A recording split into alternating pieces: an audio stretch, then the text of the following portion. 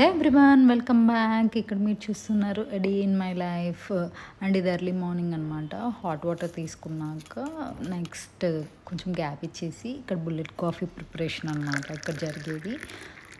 As you all know bullet coffee ఎలా చేస్తారో, simple hot water and ghee use చేస్తాము. Instant coffee నేను use చేసింది అయితే that's it. And bullet coffee is ready. Bullet coffee అయిపోయిన తర్వాత ఫ్రెషన్ అప్ అయిపోయి అండ్ ఎవ్రీథింగ్. ఇది ఒక మిల్లెట్ మిక్స్ అనమాట. ఈ మిల్లెట్ మిక్స్ ఒక జావా లాంటిగా చేసుకొని ఫినిష్ చేస్తాము. ఎవ్రీడే 1 గ్లాస్ తీసుకుంటాము. అండ్ బ్రేక్ఫాస్ట్ ఏదో ఒకటి.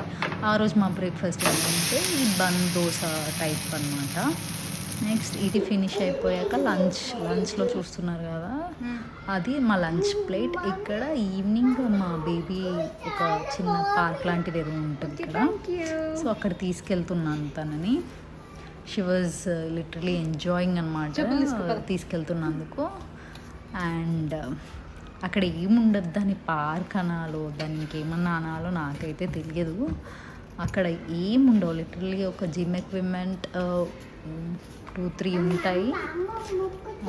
అండ్ ఒక స్వింగ్ అలా ఉంటుంది అనమాట. చూస్తున్నారు కదా మీరు, ఇదే అనమాట. పెద్ద ఆడుకునేవి ఏమీ ఉండవు ఇందులో, బట్ సింపుల్ ఒక 2-3 ఐటమ్స్ అండ్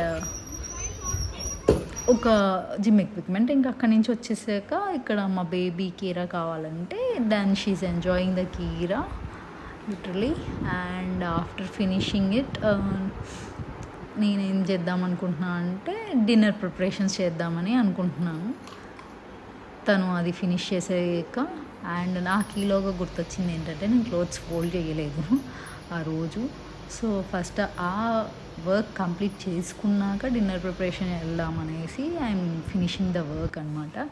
నెక్స్ట్ వచ్చేసి ఇక్కడ డిన్నర్ ప్రిపరేషన్స్ అండ్ అదేంటంటే ఆలూ ఫ్రై కంప్లీట్ చేసేసుకొని ఫినిష్ చేసేస్తే అయిపోతుంది అనేసి ఆ రోజు నైట్ చాలా సింపుల్గా ఆలూ ఫ్రైతో కంప్లీట్ చేసేసాం మా డిన్నర్.